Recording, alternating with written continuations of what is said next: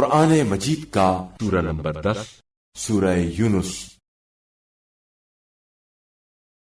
بنام خدائے رحمان و رحیم۔ الف لام را، یہ اس کتاب کی آیات ہیں جو حکمت والی ہے۔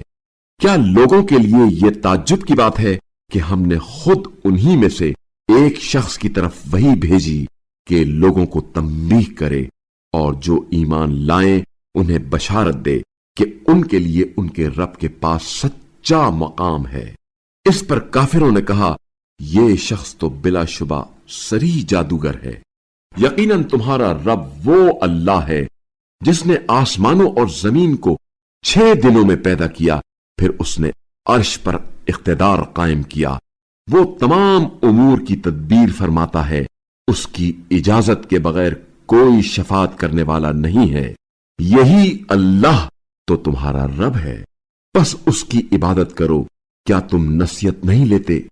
تم سب کی باز گشت اسی کی طرف ہے۔ اللہ کا وعدہ حق پر مبنی ہے۔ وہی خلقت کی ابتدا کرتا ہے، پھر وہی اسے دوبارہ پیدا کرے گا تاکہ جو لوگ ایمان لائے اور نیک اعمال بجا لائے انہیں انصاف کے ساتھ جزا دے، اور جو کافر ہوئے انہیں اپنے کفر کی پاداش میں کھولتا ہوا پانی پینا ہوگا اور انہیں دردناک عذاب بھی بھگتنا ہوگا۔ وہی تو ہے جس نے سورج کو روشن کیا اور چاند کو چمک دی اور اس کی منزلیں بنائی تاکہ تم برسوں کی تعداد اور حساب معلوم کر سکو۔ اللہ نے یہ سب کچھ صرف حق کی بنیاد پر خلق کیا ہے۔ وہ صاحبان علم کے لیے اپنی آیات کھول کر بیان کرتا ہے۔ بے شک رات اور دن کی آمد و رفت میں اور جو کچھ اللہ نے آسمانوں اور زمین میں پیدا کیا ہے ان میں ان لوگوں کے لیے نشانیاں ہیں جو ہلاکت سے بچنا چاہتے ہیں۔ بے شک جو لوگ ہم سے ملنے کی توقع نہیں رکھتے اور دنیاوی زندگی ہی پر راضی ہیں اور اسی میں اطمینان محسوس کرتے ہیں، اور جو لوگ ہماری نشانیوں سے غفلت برتتے ہیں ان کا ٹھکانہ جہنم ہے، ان اعمال کی پاداش میں جن کا یہ ارتکاب کرتے رہتے ہیں۔ جو لوگ ایمان لائے اور نیک اعمال بجا لائے، بے شک ان کا رب ان کے ایمان کے سبب انہیں نعمتوں والی جنتوں کی راہ دکھائے گا جن کے نیچے نہریں بہتی ہوں گی، جہاں ان کی صدا سبحانک اللہم، اے اللہ تیری ذات پاک ہے، اور وہاں ان کی تحیت سلام ہوگی اور ان کی دعا کا خاتمہ الحمدللہ رب العالمین ہوگا۔ اور اگر اللہ لوگوں کے ساتھ ان کی بدعمالیوں کی سزا میں برا معاملہ کرنے میں اسی طرح اجلت سے کام لیتا جس طرح وہ لوگ دنیا کی بھلائی کی طلب میں جلد بازی کرتے ہیں، تو ان کی مہلت کبھی کی ختم ہو چکی ہوتی۔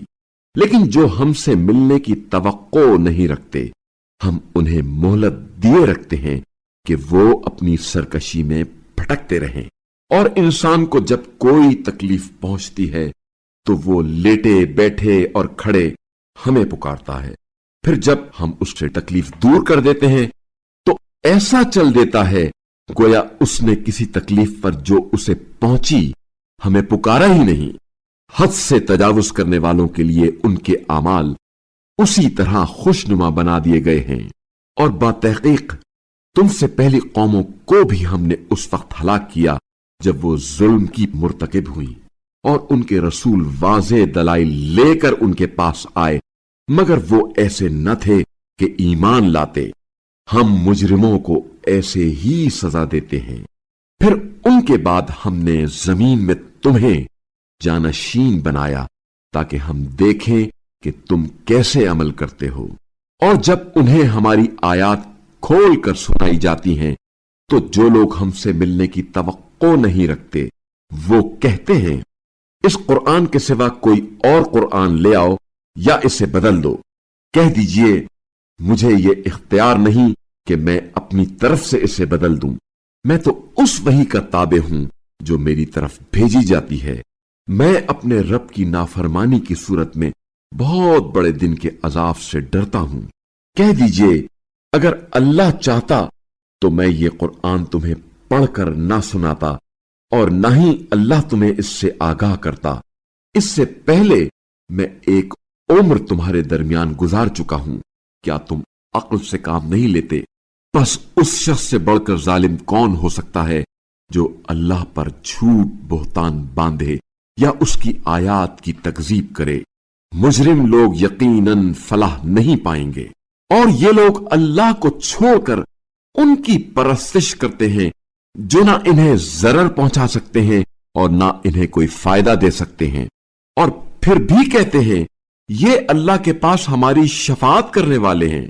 कह दीजिए, क्या तुम अल्लाह को उस बात की खबर देते हो जो अल्लाह को ना आसमानों में मालूम है और ना जमीन में? वो पाको बाला तर है उस शिर्क से जो ये लोग कर रहे हैं। और सब इंसान एक ही उम्मत थे, फिर इख्तिलाफ रूनुमा हुआ।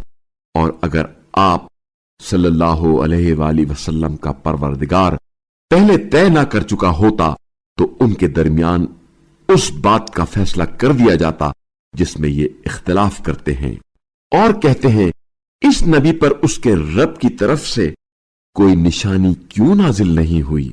बस कह दीजिए, गैब तो सिर्फ अल्लाह के साथ मुख्तस है। बस तुम इंतजार करो, मैं भी तुम्हारे साथ इंतजार करता हूं। और जब उन्हें पहुंचने वाले मसाइब के बाद हम लोगों को अपनी रहमत का जायका चखाते हैं तो वो हमारी आयात के बारे में हीलेबाजियां शुरू कर देते हैं। कह दीजिए, अल्लाह का हीला तुमसे ज्यादा तेज है। बेशक हमारे फरिश्ते तुम्हारी हीलेबाजियां लिख रहे हैं। वही तो है जो तुम्हें खुश्की और समंदर में चलाता है। चुनाचे जब तुम कश्तियों में सवार होते हो और वो लोगों को लेकर बादे मुआफिक की मदद से चलती हैं और वो उससे खुश होते हैं, इतने में कश्ती को मुखालिफ तेज हवा का थपेड़ा लगता है और हर तरफ से मौजें उनकी तरफ आने लगती हैं और वो ख्याल करते हैं कि तूफान में घिर गए हैं। तो उस वक्त वो अपने दीन को अल्लाह के लिए खालिस करके उससे दुआ करते हैं कि अगर तूने हमें इस मुसीबत से बचाया तो हम जरूर बिल जरूर शुक्रगुजारों में से होंगे। फिर जब खुदा ने उन्हें बचा लिया तो ये लोग जमीन में नाहक बगावत करने लगे। ए लोगों, तुम्हारी ये बगावत खुद तुम्हारे खिलाफ है। दुनिया के चंद रोजा मजे ले लो, फिर तुम्हें हमारी तरफ पलट कर आना है। फिर उस वक्त हम तुम्हें बता देंगे कि तुम क्या करते रहे हो। दुनियावी जिंदगी की मिसाल यकीनन उस पानी की सी है जिसे हमने आसमान से बरसाया, जिससे जमीन की नबातात घनी हो गईं, जिनमें से इंसान और जानवर सब खाते हैं।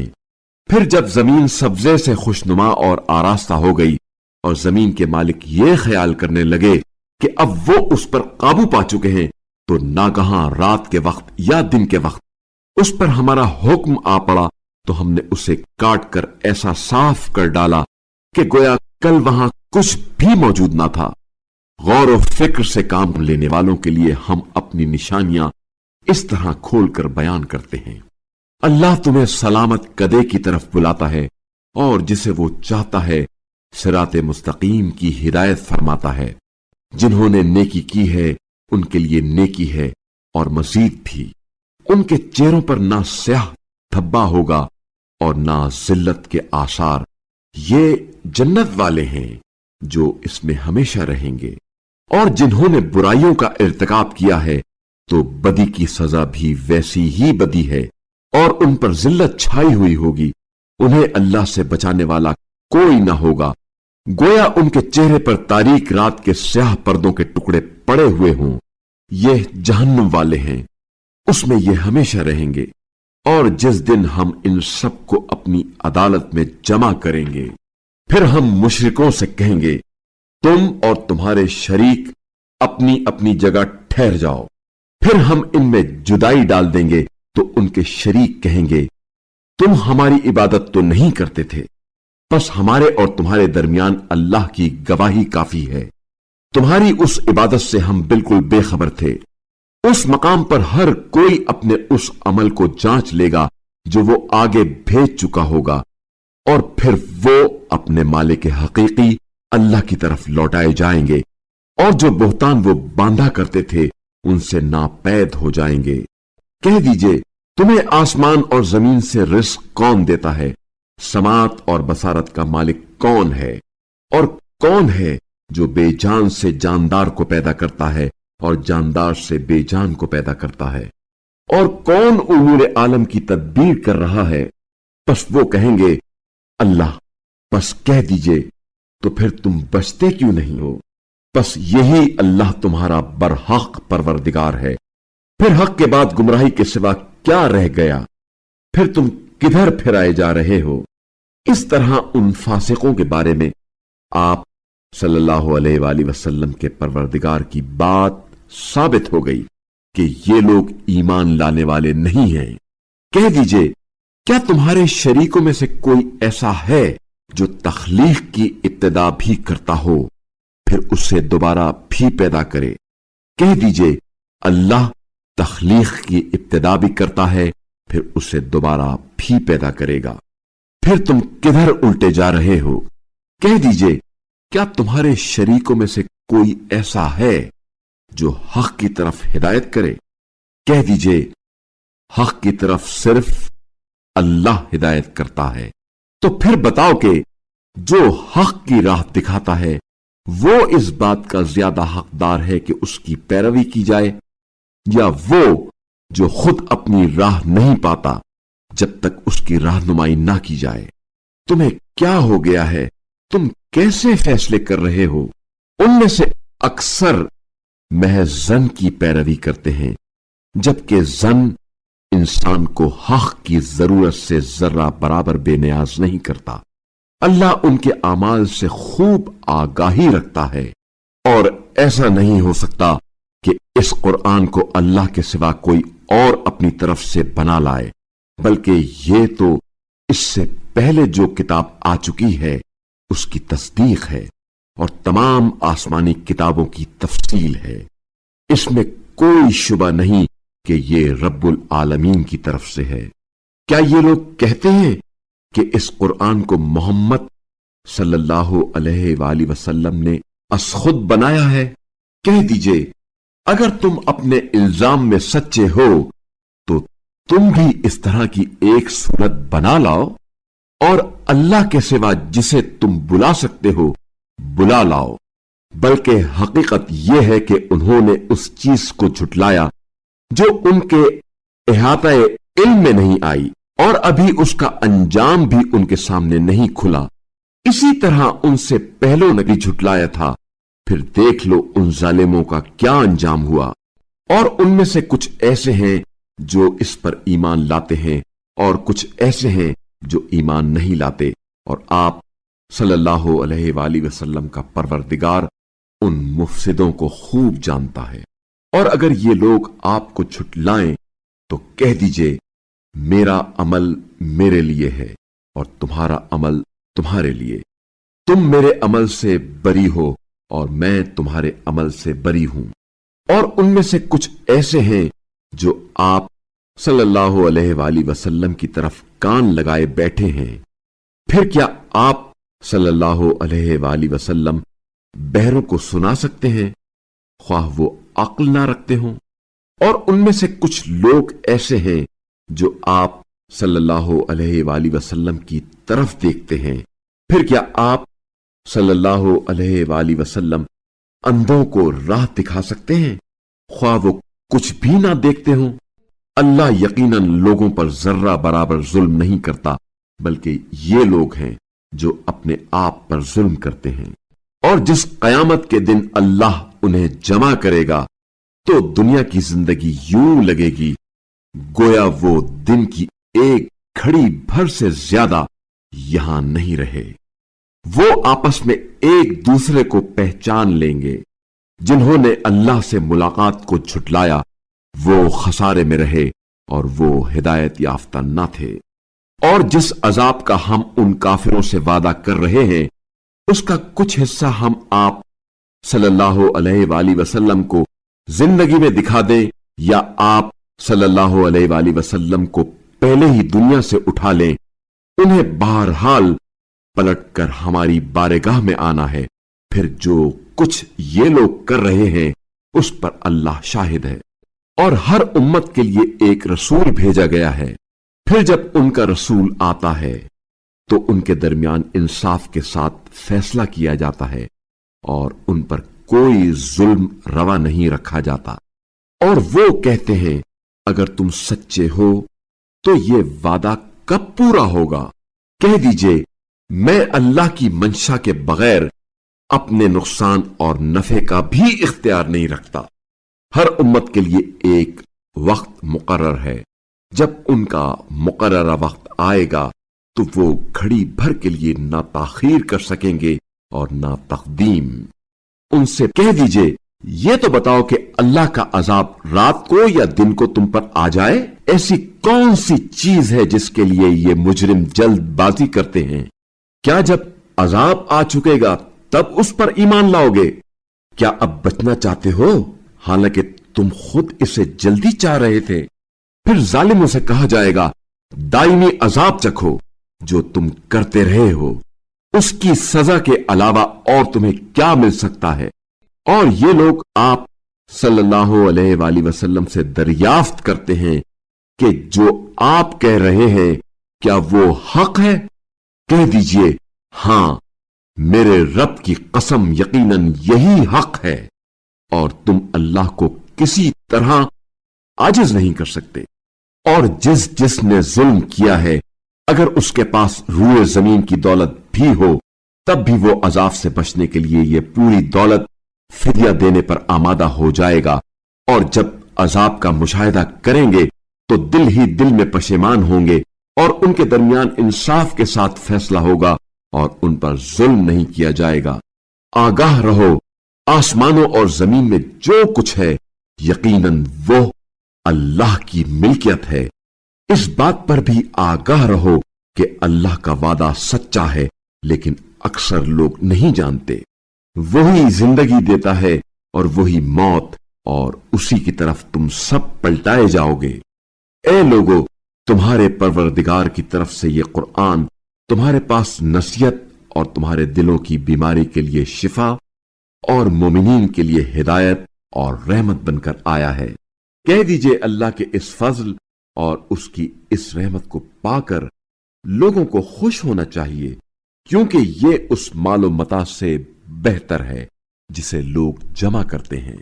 کہہ دیجئے یہ تو بتاؤ کہ جو رزق اللہ نے تمہارے لیے نازل کیا ہے اس میں سے تم از خود کچھ کو حرام اور کچھ کو حلال ٹھہراتے ہو۔ کہہ دیجئے کیا اللہ نے تمہیں اس بات کی اجازت دی ہے یا تم اللہ پر افترا کر رہے ہو؟ اور جو لوگ اللہ پر جھوٹ بہتان باندھتے ہیں ان کا کیا خیال ہے قیامت کے دن کے بارے میں کہ اللہ ان کے ساتھ کیا سلوک کرے گا؟ اللہ تو لوگوں پر فضل کرنے والا ہے لیکن ان میں سے اکثر شکر نہیں کرتے۔ اور اے نبی صلی اللہ علیہ وآلہ وسلم، آپ جس حال میں ہوتے ہیں اور آپ صلی اللہ علیہ وآلہ وسلم قرآن میں سے اللہ کی طرف سے جو تلاوت کر رہے ہوتے ہیں اور تم لوگ جو عمل بھی کرتے ہو، دوران مصروفیت ہم تم پر ناظر ہیں، اور زمین اور آسمان کی ذرہ برابر اور اس سے چھوٹی یا بڑی کوئی چیز ایسی نہیں جو آپ صلی اللہ علیہ وآلہ وسلم کے رب سے پوشیدہ ہو اور روشن کتاب میں درج نہ ہو۔ سنو، جو اولیاء اللہ ہے انہیں نہ کوئی خوف ہوگا اور نہ وہ رنجیدہ ہوں گے، جو ایمان لائے اور تقوی پر عمل کیا کرتے تھے، ان کے لیے دنیا کی زندگی میں بھی بشارت ہے اور آخرت میں بھی۔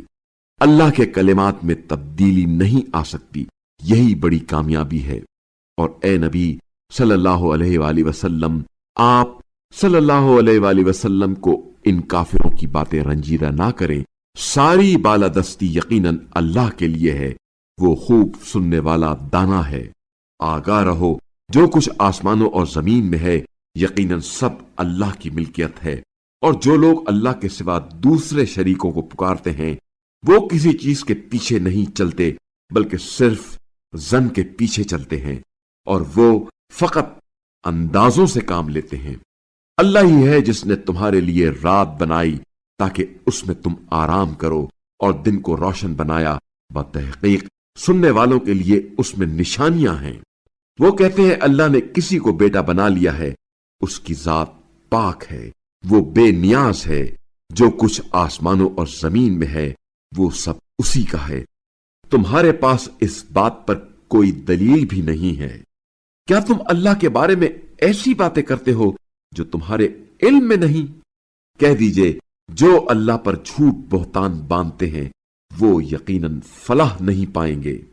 یہ دنیا کی عیش ہے، پھر انہیں ہماری طرف لوٹ کر آنا ہے، پھر ہم انہیں شدید عذاب چکھائیں گے، اس کفر کی پاداش میں جس کے وہ مرتکب رہے ہیں۔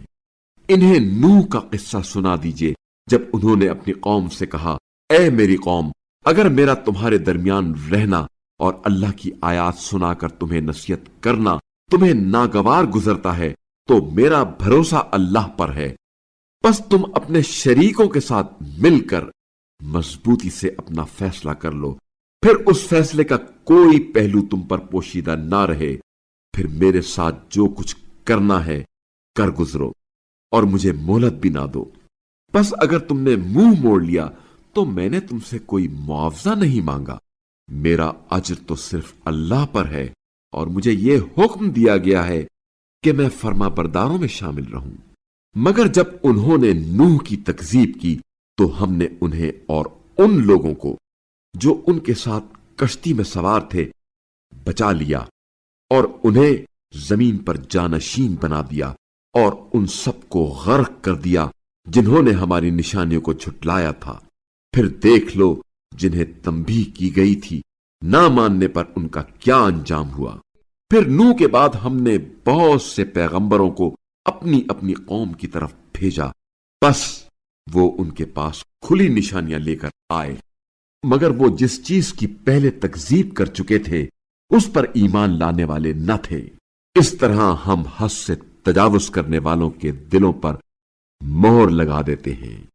پھر ان کے بعد ہم نے موسیٰ اور ہارون کو اپنی نشانیوں کے ساتھ فرعون اور اس کے درباریوں کی طرف بھیجا تو انہوں نے تکبر کیا، اور وہ مجرم لوگ تھے۔ پھر جب ہمارے ہاں سے حق ان کے پاس آیا تو کہنے لگے، بے شک یہ تو صریح جادو ہے۔ موسیٰ نے کہا، جب حق تمہارے پاس آیا تو کیا اس کے بارے میں یہ کہتے ہو کیا یہ جادو ہے؟ جبکہ جادوگر تو کبھی فلاح نہیں پاتے۔ وہ کہنے لگے، کیا تم ہمارے پاس اس لیے آئے ہو کہ ہمیں اس راستے سے پھیر دو جس پر ہم نے اپنے باپ دادا کو پایا ہے، اور ملک میں تم دونوں کی بالادستی قائم ہو جائے، اور ہم تو تم دونوں کی بات ماننے والے نہیں ہیں۔ اور فرعون نے کہا، تمام ماہر جادوگروں کو میرے پاس لے آؤ۔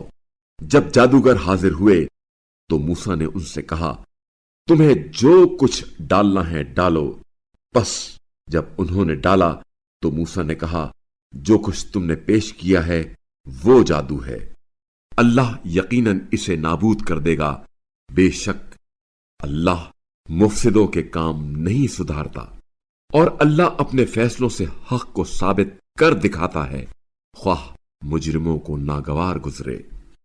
چنانچہ موسیٰ پر ان کی اپنی قوم کے چند افراد کے سوا کوئی ایمان نہ لایا، فرعون اور اس کے سرداروں کے خوف کی وجہ سے کہ کہیں وہ انہیں مصیبت سے دوچار نہ کر دیں، کیونکہ ملک میں فرعون کی بالادستی تھی اور وہ حد سے بڑھا ہوا تھا۔ اور موسیٰ نے کہا، اے میری قوم، اگر تم اللہ پر ایمان لائے ہو تو اسی پر بھروسہ کرو اگر تم مسلمان ہو۔ بس انہوں نے کہا، ہم نے اللہ پر بھروسہ کیا ہے، اے ہمارے پروردگار، ہمیں ظالموں کے لیے ذریعہ آزمائش نہ بنا، اور اپنی رحمت سے ہمیں کافر قوم سے نجات عطا فرما۔ اور ہم نے موسیٰ اور ان کے بھائی کی طرف وحی بھیجی کہ مصر میں اپنی قوم کے لیے مکانات مہیا کرو، اور اپنے مکانوں کو قبلہ بناؤ، اور نماز قائم کرو، اور مومنوں کو بشارت دو۔